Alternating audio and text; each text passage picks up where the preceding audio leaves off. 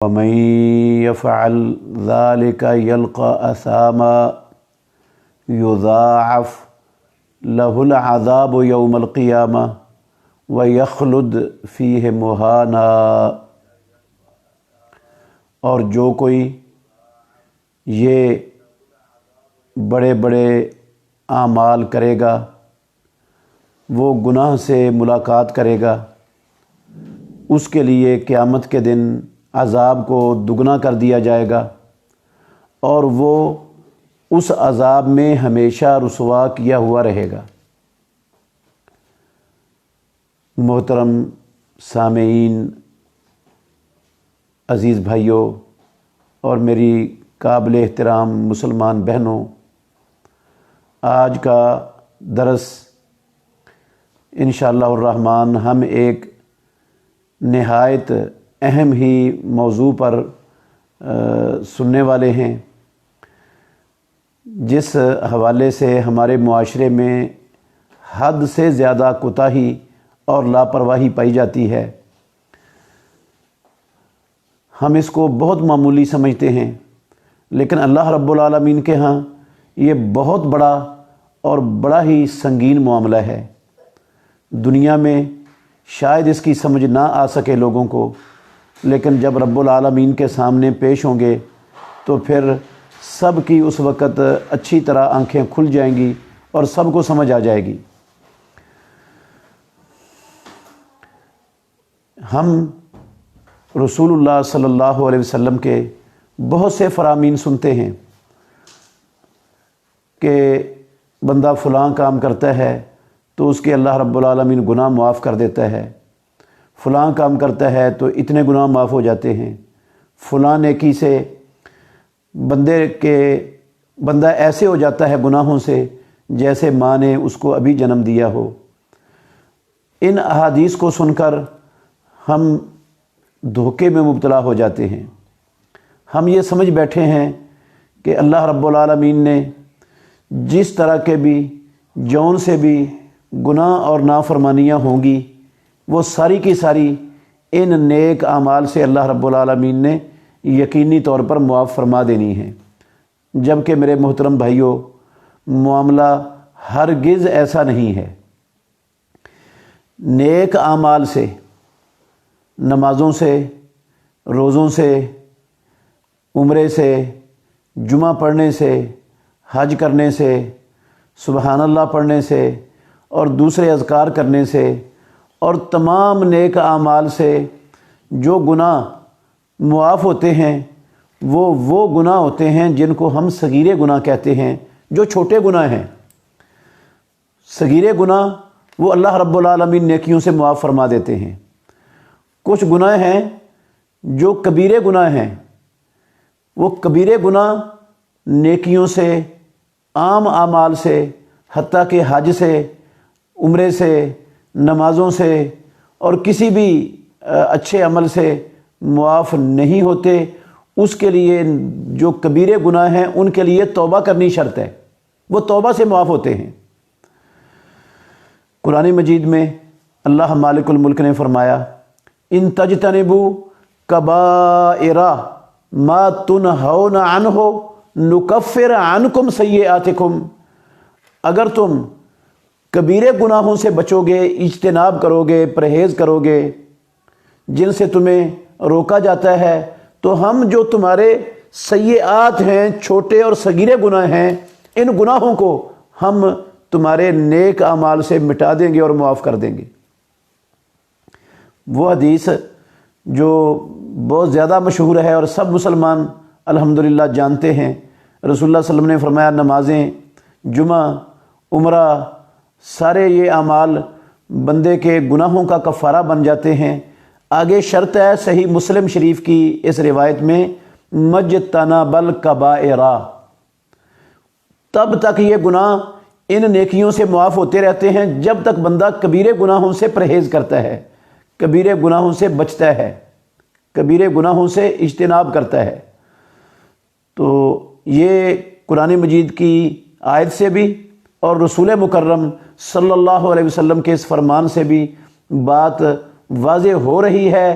کہ کبیرے گناہ وہ توبہ سے معاف ہوں گے. توبہ کے بغیر وہ نیکیوں سے، صرف اعمال سے معاف نہیں ہوتے ہیں. وہ اعمال سے معاف ہونے والے گناہ صغیرے ہیں. میں ایک مثال دیتا ہوں، اس سے بات انشاءاللہ اچھی طرح ذہن نشین ہو جائے گی. یہ شرک کبیرہ گناہ ہے، اس میں کسی کا کوئی اختلاف ہے ہی نہیں. بندہ اس سے شرک کا ارتکاب ہو جائے، شرک کا ارتکاب کرنے والا ہو، تو کیا خیال ہے؟ وہ نمازیں پڑھے گا، روزے رکھے گا، عمرے کرے گا، حج کرے گا، اور جتنی بھی نیکیاں وہ نیک اعمال کر سکتا ہے کر رہا ہوگا. کیا یہ ساری نیکیوں سے اس کا شرک والا جو گناہ ہے کیا مٹ جائے گا، ختم ہو جائے گا؟ نہیں. قرآن مجید میں اللہ رب العالمین نے صاف فرما دیا، ان اللہ لا یغفر ان یشرک بہ ویغفر ما دون ذلک لمن یشاء. اللہ رب العالمین کے ساتھ اس کی مخلوقات میں سے اس کی عبادت میں کسی کو شریک ٹھہرایا جائے، اللہ رب العالمین یہ معاف نہیں کریں گے. اس کے علاوہ باقی سب اللہ تعالیٰ معاف کر دیتے ہیں. یہ شرک کسی نیکی سے، حتیٰ کہ حج کرنے سے، عمرہ کرنے سے، نمازیں پڑھنے سے، جمعے پڑھنے سے، دوسرے اعمال کرنے سے شرک معاف نہیں ہوتا. شرک کی معافی کے لیے ضروری ہے کہ بندہ شرک سے پکی اور سچی توبہ کر لے، تو اللہ رب العالمین شرک کو بھی معاف کر دیتے ہیں اگر وہ زندگی میں توبہ کر لیتا ہے. تو یہ کبیرہ گناہ توبہ سے معاف ہو جاتا ہے. ویسے اگر رب العالمین اپنے خاص فضل و کرم سے کسی بندے کی عام نیکیوں سے، اس کے اعمال حسنہ سے اس کے کبیرے گناہ بھی معاف کر دے، تو آسمانوں والے رب کے لیے یہ ناممکن نہیں ہے. وہ کرنا چاہے تو کر سکتا ہے، پابندی نہیں ہے اس پر کسی طرف سے بھی، لیکن قانون اس کا یہ نہیں ہے. اگر وہ کر دے گا معاف ان اعمال سے بندوں کے کبیرے گناہ بھی، تو وہ رب العالمین کا اس بندے پر احسان ہوگا، اس پر انعام ہوگا. قانون اس رب العالمین کا یہ نہیں ہے. قانون یہی ہے کہ جو صغیرے گناہ ہیں وہ نیک اعمال سے معاف ہوتے ہیں، اور کبیرے گناہ اللہ رب العالمین توبہ سے معاف کر دیتے ہیں. اور کچھ گناہ میرے محترم بھائیوں ایسے ہیں جو توبہ سے بھی اللہ رب العالمین معاف ان کو نہیں کرتا، وہ توبہ سے بھی معاف نہیں ہوتے. وہ گناہ ہیں جن گناہوں کا تعلق حقوق العباد سے ہے. ہم زبان سے کسی کو گالیاں دیتے ہیں، کسی کی غیبتیں کرتے ہیں، چغلیاں کرتے ہیں، کسی پر جھوٹا بہتان باندھتے ہیں. یہ جو زبان سے ہم نے کسی پر ظلم کیا ہے، زیادتی کی ہے، یا کسی پر ہاتھ سے ہم زیادتی کرتے ہیں، ظلم کرتے ہیں، کسی کو تھپڑ مار دیتے ہیں، دھکا دے دیتے ہیں، ناجائز کسی کی پٹائی کر دیتے ہیں، تو یہ والا جو گناہ ہے نا، اس میں ظلم پایا گیا ہے ایک انسان پر، اللہ کے بندے پر. یہ ظلم والا گناہ، وہ ظلم ہاتھ سے ہو، وہ ظلم زبان سے ہو، وہ کسی بھی انداز اور طریقے سے ہو، یہ والا گناہ حقوق العباد کے ساتھ تعلق رکھتا ہے. اور حقوق العباد والے گناہ وہ اللہ رب العالمین نہ نیکیوں سے معاف کرتے ہیں، نہ پکی اور سچی توبہ سے معاف ہوتے ہیں. یہ بات اچھی طرح سمجھنے والی ہے. انشاءاللہ الرحمن یہ ان ساری باتوں کی میں دلیلیں آپ کے سامنے پیش کروں گا، نہ کوئی کچی بات کہوں گا اور نہ کوئی بغیر دلیل کے انشاءاللہ بات کہہ کر جاؤں گا. اگر میرے تمام بھائی اس پر توجہ کریں گے تو اللہ دنیا میں بھی بڑا نفع دے گا اور انشاءاللہ الرحمن آخرت میں بھی بڑا نفع دے گا. اسی طرح حقوق العباد سے تعلق رکھنے والے گناہوں میں سے، معصیتوں نافرمانیوں میں سے لوگوں کا ناجائز حق تلف کر لینا، ان کا حق چھین لینا، کسی کی کوئی ذاتی چیز کو غصب کر لینا، یہ بھی ناجائز طریقے سے کسی کا مال وہ کھا جانا، اپنے پاس قبضے میں لے لینا، یہ بھی ایسا گناہ ہے جو کسی عمل سے، کسی نیکی سے، کسی حج عمرے سے، کسی نماز روزے سے اور کسی پکی سچی توبہ سے معاف نہیں ہونا. ہمارے معاشرے میں ہم ان کو بہت معمولی سمجھتے ہیں.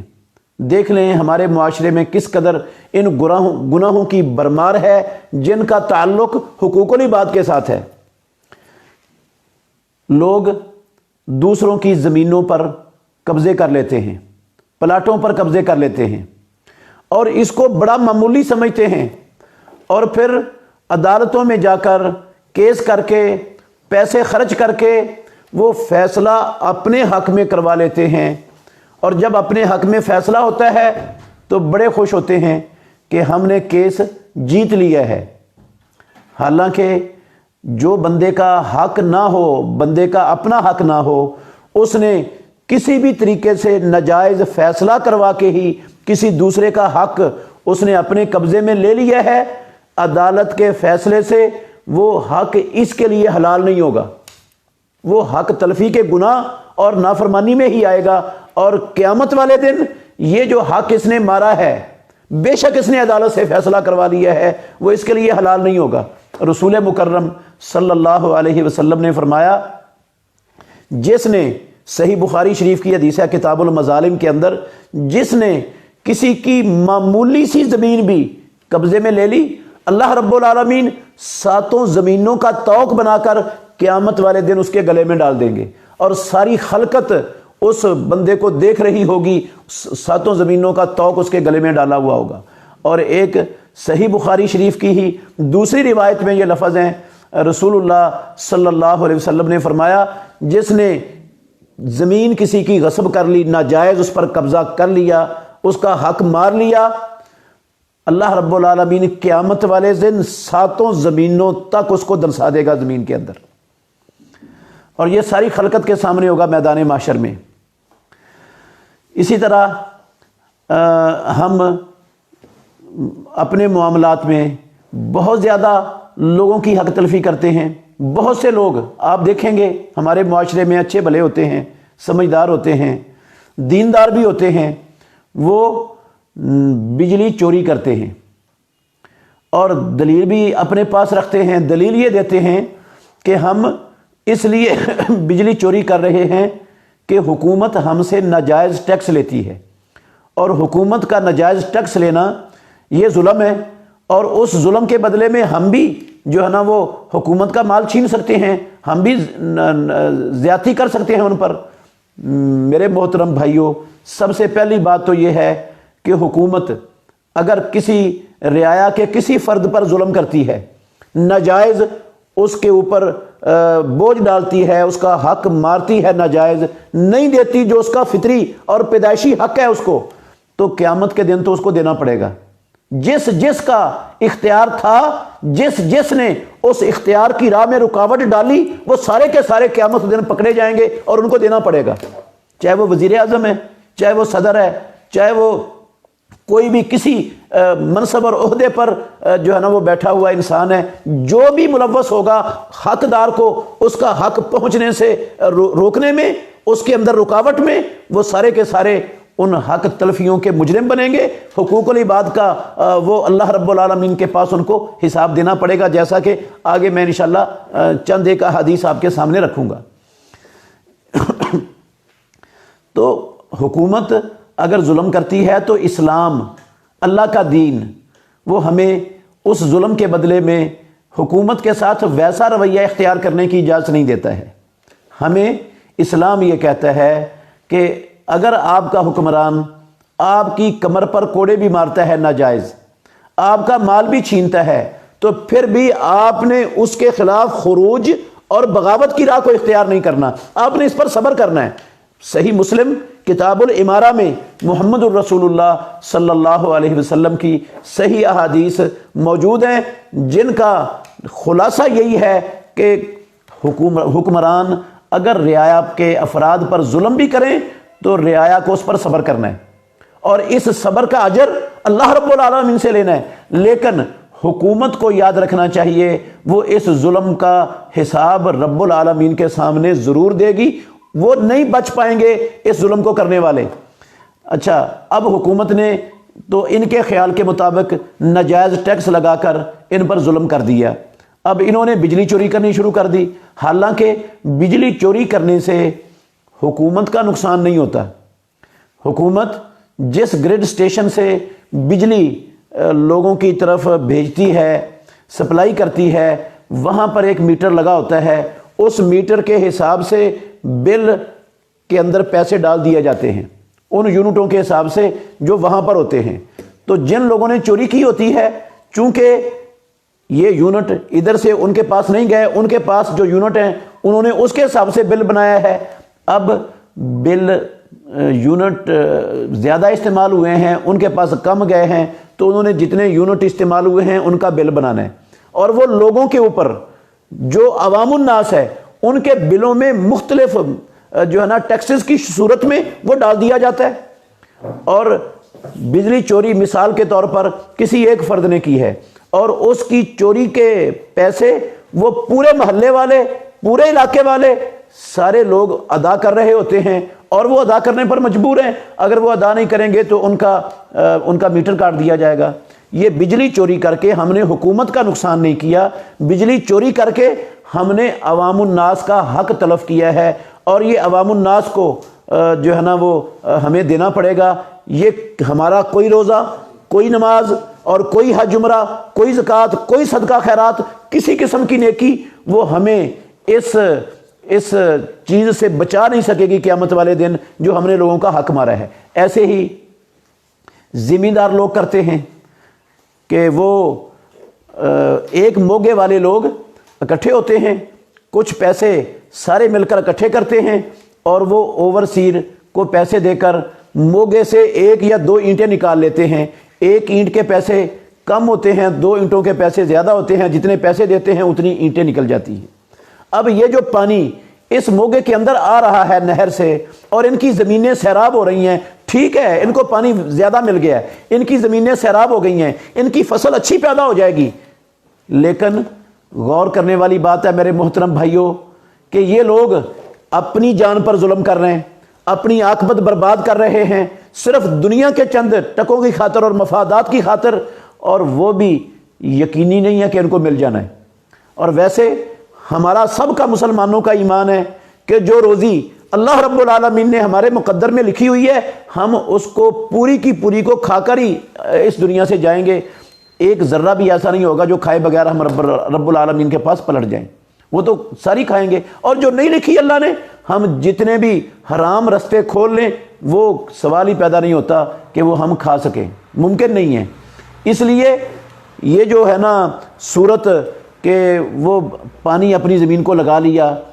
फसल पैदा कर ली अच्छी, ख़ुद भी हराम खाया, अपनी औलाद को भी हराम खिलाया, नतीजा क्या निकला? दूसरों लोगों का हक मारा है। ये जिनका जो इस मोगे से आगे वाले लोग थे, ये पानी उनका था जो हमने पैसे देकर अपनी ज़मीनों में डलवा लिया। वो पैसे लेने वाले ने भी हराम खाया और हमने भी हराम खाया और अपनी औलाद को हराम खिलाया। अच्छा, सिर्फ इतनी बात नहीं है, ये हमारे मुआशरे में माशाल्लाह जितने भी लोग हैं हमारे पढ़े लिखे, इल्ला माशाल्लाह कोई ख़ास अल्लाह का बंदा जिस पर ख़ास अल्लाह का फजल होगा शायद ही वो बचा हुआ हो। हुकूमत के इख्तियारात वाले मनासिब पर जितने हमारे मुसलमान भाई बैठे हुए हैं, पाकिस्तान में सारे माशाल्लाह मुसलमान हैं, बहुत कम है जो गैर मुस्लिम है, ईसाई हैं या हिंदू हैं, उनकी तादाद ना होने के बराबर है, 1-2% है। 98% पाकिस्तान की आबादी मुसलमानों की है और अक्सरियत हमारे इख्तियारात के जो हामिल हैं, इख्तियारात के मालिक हैं, इख्तियारात वाले मनासिब पर बैठे हैं, वो भी माशाल्लाह मुसलमान हैं। सूरत हाल ये है, हुकूमत से वो अपनी पूरी सैलरी भी ले रहे हैं और हुकूमत से तमाम मुराआत भी हासिल कर रहे हैं। इसके बावजूद जो बंदा अपना हक लेने के लिए, जायज़ हक लेने के लिए उनके पास जाता है, उसे वो पैसे लिए बगैर उसका हक देते ही नहीं। ये रिश्वत इस कदर आम हो चुकी है, ये नासूर बन चुका है हमारे मुसलमान मुआशरे का इस पाकिस्तान में कि इसके बगैर बंदा चल ही नहीं सकता। और लेने वाले वो नाजायज़ ले रहे हैं, वो इनका हक तलफ कर रहे हैं। और ये ऐसा गुनाह है, ये रिश्वत के जरिए जो हमने पैसा ले लिया, ये ऐसा गुनाह है जिस गुनाह से अल्लाह रब्बुल आलमीन ने तौबा से भी माफ़ी नहीं देनी और ये गुनाह किसी नेकी से, किसी इबादत से और किसी अच्छे अमल से मुआफ़ भी नहीं होना। ऐसा गुनाह है ये। ऐसे ही लोग दूध में पानी डालते हैं, अच्छे भले दूध में पानी डालते हैं, पेट्रोल में मिलावट करते हैं, कहते हैं इसके बगैर हमारे पास कुछ बचता नहीं है। और हर चीज़ के अंदर मिलावट हम मुसलमान कर रहे हैं। ملاوٹ کے بغیر ہم چیز بیچنے کے لیے تیار ہی نہیں ہے۔ اور اسی طرح جو ہے نا یہ بہت سے لوگ ایسے بھی ماشاءاللہ دنیا میں موجود ہیں، ہمارے ملک میں موجود ہیں، جو کیمیکل کو گھول کر دودھ کا نام دے کر وہ لوگوں کو پلا رہے ہیں، لوگوں کے بچوں کی جانوں کے بھی دشمن ہیں، لوگوں کی زندگیوں کو بھی انہوں نے کھلواڑ بنایا ہوا ہے، اور انہیں اللہ کا ڈر ہے ہی نہیں، کرتے جا رہے ہیں۔ وہ کیمیکل بیچ کر دودھ کے نام سے وہ دودھ کے پیسے لے رہے ہیں، یہ حق تلفی ہے بندوں کی۔ یہ والے جو گناہ ہے نا اس قسم کے، یہ رشوت ہے، یہ کرپشن ہے، یہ ملاوٹ ہے، یہ دو نمبری ہے، یہ فراڈ ہے، یہ چوری ہے، یہ ڈکیٹی ہے، یہ خیانت ہے، یہ جو جتنے بھی اس طرح کے طریقے موجود ہیں، ان گناہوں کو اسلام میں کوئی عمل ایسا نہیں ہے جو معاف کر سکے، اور کوئی توبہ ایسی نہیں ہے جس سے یہ گناہ معاف ہو جائیں۔ ان گناہوں کی معافی کے لیے اللہ اکبر کیا طریقہ ہے وہ بھی انشاءاللہ آپ کو بتاتا ہوں۔ پہلے یہ اس حوالے سے میں 2-3 دلیلیں آپ کے سامنے رکھنا چاہتا ہوں۔ اس میں سے پہلی دلیل یہ ہے، رسول مکرم صلی اللہ علیہ وسلم نے فرمایا، صحیح مسلم شریف کی حدیث ہے، لَتُؤَدُّنَّ الْحُقُوقَ یوم القیامت، مسلمانوں تم ضرور بھی ضرور جو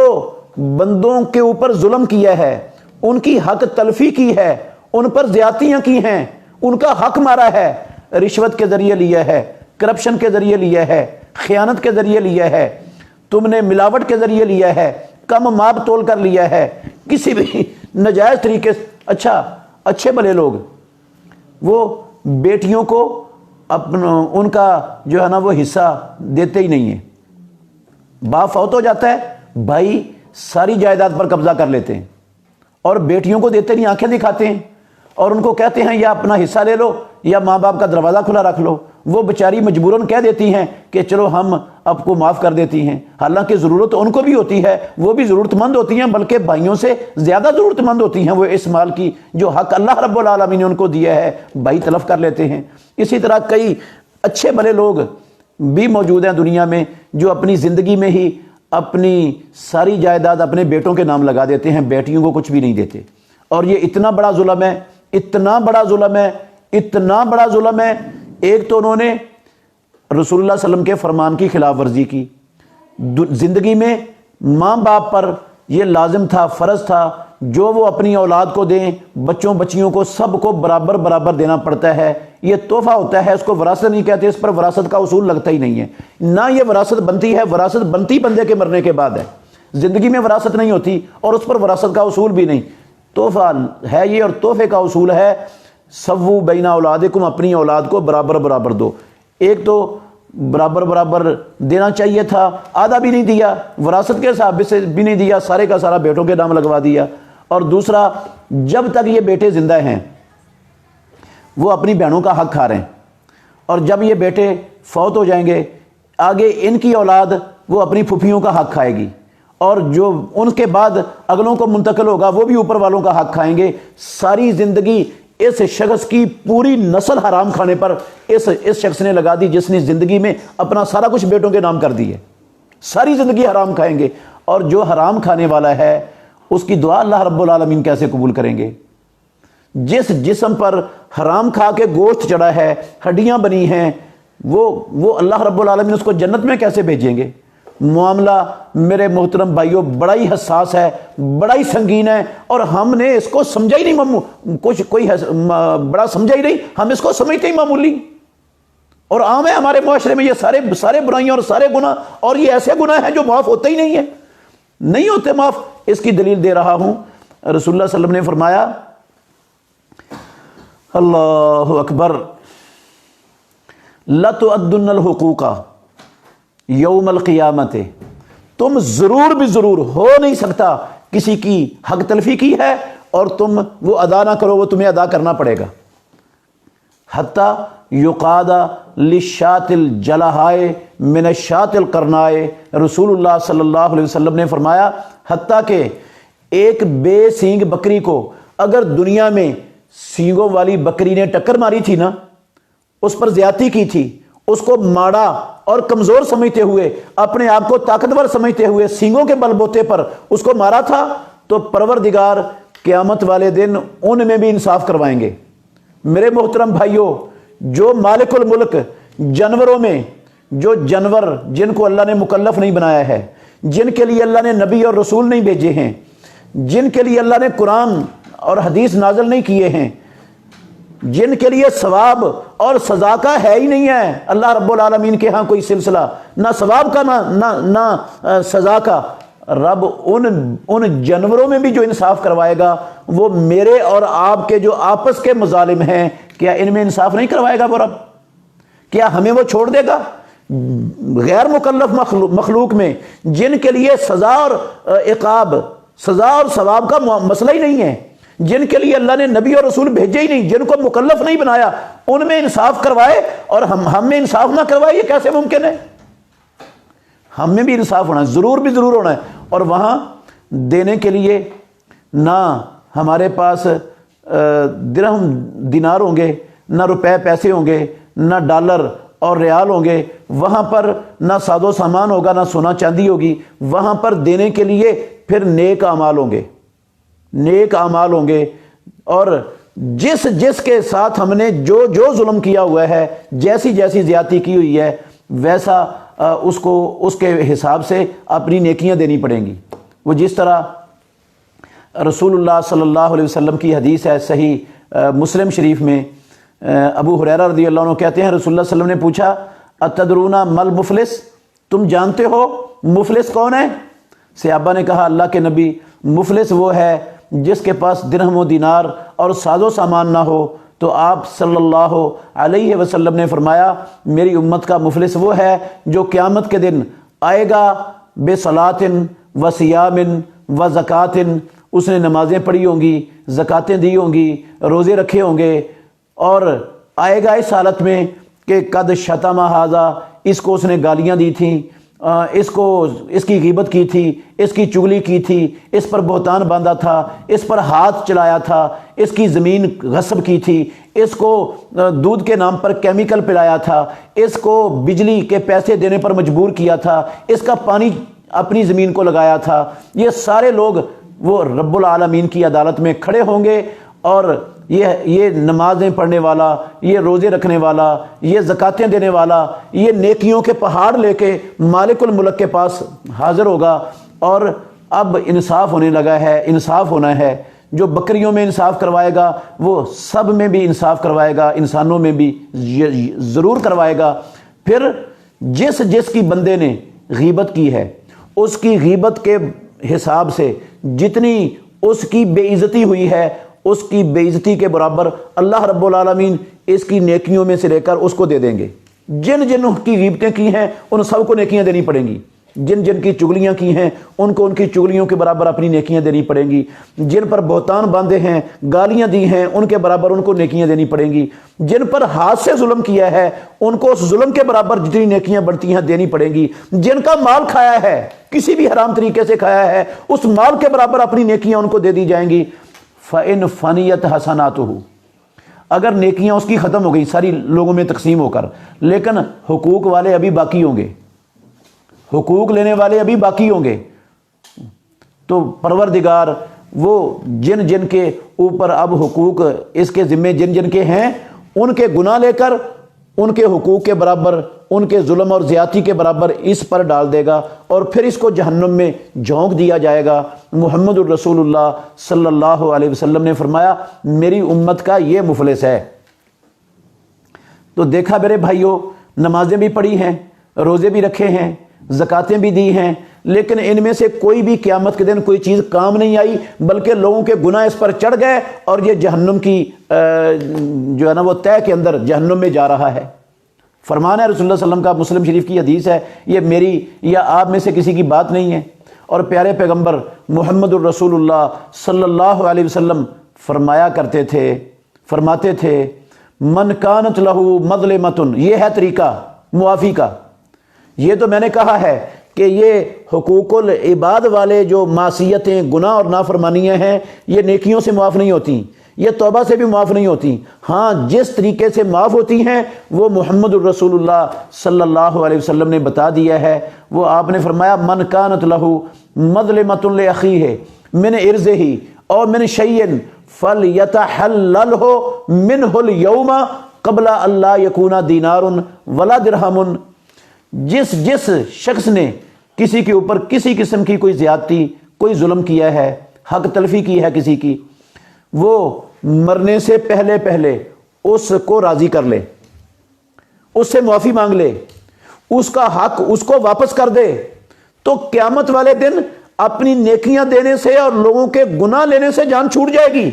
ये बच जाएगा। इसकी मुआफ़ी का रास्ता सिर्फ एक है, और वो इंसान की ज़िंदगी के अंदर अंदर है। मरने के बाद ये दरवाज़ा बंद हो जाएगा। मरने से पहले पहले हर बंदे को जिस जिस का हक तलफ किया है, जिस जिस से रिश्वत ली है, जिस जिस से खयानत की है, जिस जिस की ज़मीन पर कब्ज़ा किया है, जिसके साथ धोखा किया है, जिसको दूध के नाम पर केमिकल पिलाया है, पानी पिलाया है, और जिनको कम तोल कर दिया है, ये सारे के सारे लोग, और सूद के ज़रिए जिन जिन गरीबों का माल खाया है। ये सूद के ज़रिए माल खाना भी तो हराम है ना। अगर रिश्वत हराम है, करप्शन हराम है, तो सूद भी हराम है, मिलावट भी हराम है। ये नाजायज़ ज़ख़ीरा अंदोज़ी करके मसनूई महंगाई पैदा करना, ये भी जुल्म है अवामुन्नास पर, और ये भी लोगों की हक तलफी है। ये सारा कुछ ये तो देना पड़ेगा। मेरे मोहतरम भाइयों, कितना कम अक्ल है वो इंसान जो सिर्फ अपनी दुनियावी चंद साल ज़िंदगी के लिए, जो ज़्यादा से ज़्यादा 100 साल की हो जाएगी, 125 साल की हो जाएगी। वैसे आजकल 125 साल तक बहुत कम लोग पहुंचते हैं। रसूलुल्लाह सल्लल्लाहु अलैहि वसल्लम ने फरमाया था, मेरी उम्मत की औसत उम्रें 60 से 70 के दरमियान होंगी। बहुत कम लोग होंगे जो 70 से ऊपर जाएंगे। आप देख रहे हैं दुनिया में किस तेज़ी से लोग इस दुनिया से रुखसत हो रहे हैं, लेकिन लोगों को परवाह ही नहीं है, एहसास ही नहीं है। हमने मामले कितने संगीन कर लिए। ठीक है, हज कर लिए, उम्रे कर लिए, नमाजें पढ़ लिए, सारा कुछ कर लिया, लेकिन ये हुकूकुल इबाद वाले जराइम, ये गुनाह और ये मासियतें और नाफरमानियां, ये तो माफ़ी मांगने से होंगी माफ़ी। और हम, अल्लाह अकबर, अगर तो बात समझ आती है, आखिरत में बचना चाहते हैं, और यकीन है कि इन सारी चीज़ों का हिसाब परवरदिगार ने लेना है, और हमारी कोई चीज़ भी अल्लाह रब्बुल आलमीन के सामने छुपी हुई नहीं रहेगी, तो इंशाअल्लाहुर रहमान फिर अल्लाह रब्बुल आलमीन से पक्की सच्ची तौबा करके आज से तहैया कर लो जिन जिन की हक तलफी हुई है हमसे ज़िंदगी में। क्योंकि हमें इस मसले की हसासियत का इतना अंदाज़ा नहीं था जितना आज हमने ये रसूलुल्लाह सल्लल्लाहु अलैहि वसल्लम के फरामीन सुनकर किया है, इतना अंदाज़ा नहीं था। हमने जब से होश संभाला है, ये इस मुआशरे में रहते हुए गफलत, 2 नंबरियाँ, रिश्वत, करप्शन, मिलावट, खयानत, ये सारा कुछ हम करते आए हैं। और हमें जो है ना वो अब समझ आई है कि ये मामला बड़ा हसास है और आखिरत की ज़िंदगी बर्बाद कर देने वाला मामला है, बर्बाद कर सकता है, नेकियां सारी ज़ाया हो सकती हैं। तो इसलिए हमें चाहिए कि जितनी जल्दी मुमकिन हो सके उतनी जल्दी लोगों के हुकूक लोगों को लौटा दें, वापस कर दें। जिन को ज़ुबान से दुख पहुंचाया है उनसे मुआफ़ी मांग लें, उनको मुआफ़ी मांग कर राज़ी कर लें। तो इंशाअल्लाहुर रहमान प्यारे पैगंबर ने ये रास्ता बतला दिया है, अल्लाह रब्बुल आलमीन मुआफ़ कर देंगे। मेरे मोहतरम भाइयों, अगर हमने ये दुनिया में मुआफ़ी ना मांगी, उनके हुकूक वापस ना किए या उनसे मुआफ़ ना करवाए, और जिन जिन पर जुल्म और ज़्यादती की हुई है उनको राज़ी ना किया, तो फिर ऐसे ही दुनिया से चले गए, तो फिर यकीनन किसी शक शुबे में नहीं रहना चाहिए, किसी धोखे में बिल्कुल नहीं रहना चाहिए किसी को। फिर लाजमी हमें अपनी नेकियां देनी पड़ेंगी, और नेकियां ख़त्म हो गई तो गुनाह लेकर जहन्नम में जाना पड़ेगा। तो रसूल मुकर्रम सल्लल्लाहु अलैहि वसल्लम ने फरमाया, मरने से पहले पहले अदा कर दो, वरना क़यामत वाले दिन नेकियां हुई तो नेकियां दी जाएंगी, अगर नेकियां ना हुई तो गुनाह लेकर इस पर डाल दिए जाएंगे और इसको जहन्नम के अंदर झोंक दिया जाएगा। सवाल ये पैदा होता है कि ये बात तो ठीक है कि नेकियां देनी पड़ेंगी, लेकिन अगर हम देना चाहते हैं तो हमें तो पता ही नहीं है हमने गफलत की ज़िंदगी में किन किन का हक खाया है, और कई तो दुनिया से चले गए हैं और कईयों से हमारा राबता ही मुनक़ते हो गया है। हमें समझ आ गई है, लौटाना चाहते हैं, लेकिन अब कैसे लौटाएं उनको, अब कैसे जान छूटेगी। मेरे मोहतरम भाइयों, इसका भी हल इस्लाम ने दिया है। इस्लाम अपने हामिलीन को जहन्नुम से बचाना चाहता है, اللہ اور اللہ کے رسول جہنم سے بچانا چاہتے ہیں تمام انسانوں کو، اس لیے کوئی چیز رہنے نہیں دی جو چھوڑی نہ ہو، جس پر رہنمائی نہ کی ہو۔ جو بندے فوت ہو گئے ہیں، اچھا پہلے تو یہ کریں نا، جو زندہ ہیں ان کی غیبتیں کی تھیں، بہتان باندھے تھے، چغلیاں کی تھی، گالیاں دی تھی، ان سے معافی مانگے جا کر جن کا پتہ ہے، اور ان کو راضی کریں جیسے بھی وہ راضی ہوتے ہیں، اور جن جن کا پتہ ہے ان کے جتنے جتنے حقوق ہیں وہ فوری طور پر واپس کریں اور لوٹائیں، اور جن کا نہیں نہ پتہ کہ کس کا مال کھایا تھا، کتنا کھایا تھا، اس کے لیے یہ طریقہ اختیار کریں کہ ہر بندہ اپنی زندگی میں ایک موٹا سا اندازہ لگا سکتا ہے کہ میں نے آج تک جو ہے نا مثال کے طور پر 1,00,000 روپیہ ناجائز لوگوں کا کھایا ہوا ہے، اور مجھے نہیں پتا وہ کن کن کا ہے اور کتنا کتنا کس کا ہے، تو 1,00,000 کی بجائے وہ طے کر لے اپنے آپ میں کہ میں نے 2,00,000 روپیہ نکالنا ہے اپنے مال میں سے، اپنی آمدن سے وہ صدقہ کرنا شروع کر دے بچا بچا کے، یہ کہہ کر کے یا اللہ یہ پیسے میرے نہیں ہیں، جب میں غافل تھا، مجھے مسئلے کا شعور نہیں تھا، سمجھ نہیں تھی، اس وقت میں نے ناجائز لوگوں کے مختلف طریقوں سے کھائے تھے، اب میں لوٹانا چاہتا ہوں، میرا ان سے رابطہ نہیں ہے، مجھے پتہ نہیں ہے وہ کتنا کس کا کھایا تھا، رشوت کے ذریعے کھایا تھا، مجھے پتہ ہی نہیں ہے کس کس سے لی تھی، سود کے ذریعے کھایا تھا، وہ پتہ ہی نہیں ہے کس کس کا مال تھا، تو میں لوٹانا چاہتا ہوں، یہ میں ان کی طرف سے جن جن کے پیسے تھے ان کی طرف سے صدقہ کر رہا ہوں، اس کا ثواب ان کو دے دے یا اللہ مجھے معاف کر دے، تو انشاءاللہ الرحمن امید ہے اللہ رب العالمین معاف فرما دیں گے۔ اس کی بھی میں دلیل دیتا ہوں انشاءاللہ۔ اور جن جن کی غیبتیں کی ہیں اور وہ فوت ہو گئے ہیں یا ان سے رابطہ منقطع ہو گیا ہے یا کسی طریقے سے بھی ان پر ظلم کیا تھا اور ان کا جو ہے نا وہ آپ رابطہ آپ کا ان کے ساتھ نہیں ہے، معافی ان سے ان کی بھی معافی چاہتے ہیں، تو اس کا طریقہ یہ ہے جب تک آپ زندہ ہیں، جب تک آپ زندہ ہیں آپ ان مرنے والوں کے لیے، ان رابطہ منقطع ہونے والوں کے لیے دعا کرتے رہیں، جن کی پہلے غیبتیں کرتے تھے، جن کو گالیاں دیتے تھے، جن کے ساتھ جو بھی زیادتی کی ہوئی ہے، ان کے لیے دعائیں کریں کہ یا اللہ ان کے گناہ معاف کر دے، ان کے درجات بلند کر دے، اور جن جن لوگوں کو معاشرے کے اندر ان کی غیبتیں کر کے ان کو رسوا کیا تھا، ان لوگوں کی کوئی نہ کوئی خوبی ڈھونڈے، کیونکہ اگر خامیاں انسانوں کے اندر ہیں نا تو خوبیاں بھی اللہ رب العالمین نے ہر انسان میں کوئی نہ کوئی خوبی بھی رکھی ہوتی ہے، تو آپ اس کی خوبی ڈھونڈیں گے تو خوبی مل جائے گی۔ جس جس مجلس میں اس کو جا کر رسوا کیا تھا اس کے عیب بیان کر کر کے اب وہاں جا کر اس کی اس خوبی کا تذکرہ بھی کریں اور پھر کہیں یا اللہ مجھے معاف کر دے، تو انشاءاللہ الرحمن اللہ سے قوی امید ہے اللہ رب العالمین معاف فرما دیں گے۔ دلیل اس کی یہ ہے محمد الرسول اللہ صلی اللہ علیہ وسلم نے فرمایا اللہ اکبر، من اخذ اموال الناس یرید اداءها ادى اللہ عنہ، جو لوگوں کے اموال لیتا ہے اور وہ ادا کرنا چاہتا ہے اللہ رب العالمین اس کی طرف سے ادا کروا دیں گے۔ اس کا مطلب ہے یا تو دنیا میں مالک الملک کوئی رستہ بتا دے گا اور اسباب پیدا کر دے گا، جن اسباب سے یہ بندہ ادا کرنے میں کامیاب ہو جائے گا، جس نے کسی کی حق تلفی کی اس لیے تھی کہ وہ واپس کرنا چاہتا تھا، مال لیا تھا واپس کرنا چاہتا تھا، لوٹانا چاہتا تھا، یا پہلے لوٹانا نہیں چاہتا تھا اب اس کو سمجھ آ گئی یا واپس کرنا چاہتا ہے، تو جس نے ارادہ کر لیا لوٹانے کا، نیت خالص کر لی، کوشش شروع کر دی، اللہ رب العالمین دنیا میں کوئی نہ کوئی رستہ نکال دے گا، اسباب پیدا کر دے گا، وہ ادا کر دے گا سب کے حقوق۔ اگر دنیا میں نہ بھی کر سکا تو آخرت میں اللہ رب العالمین ضرور بضرور جن جن کے حقوق ہیں ان کو راضی کر دے گا اور اس کی معافی کا رستہ نکل آئے گا، کیونکہ یہ رسول اللہ صلی اللہ علیہ وسلم کے الفاظ ہیں، گارنٹی امام الانبیاء کی زبان سے ہے، یہ میری بات نہیں ہے،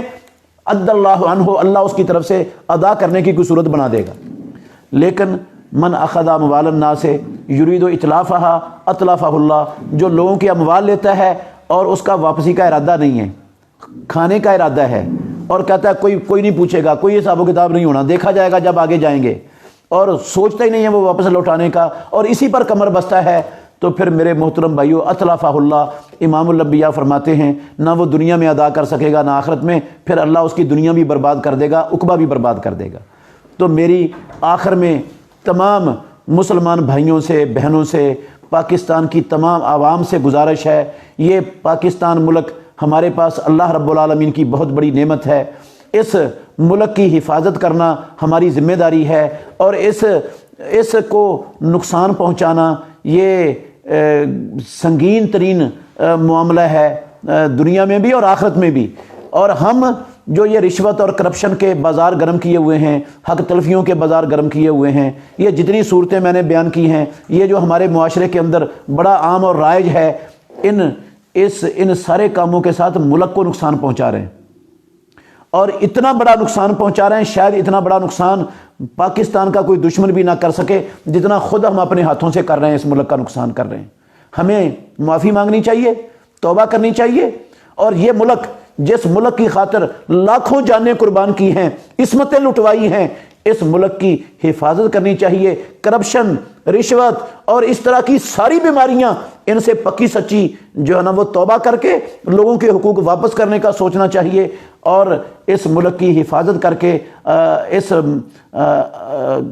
ملک کے حقیقی بیٹے اور باسی ہونے کا ہمیں ثبوت دینا چاہیے۔ ہم جس گھر میں رہتے ہیں اسی گھر کو، اس کی جڑوں کو کھوکھلا کر رہے ہیں، اس کی بنیادوں کو مسمار کرنے پر تلے ہوئے ہیں۔ یہ عقل مند لوگوں کو یہ ایسا رویہ، ایسا کردار زیب نہیں دیتا ہے، یہ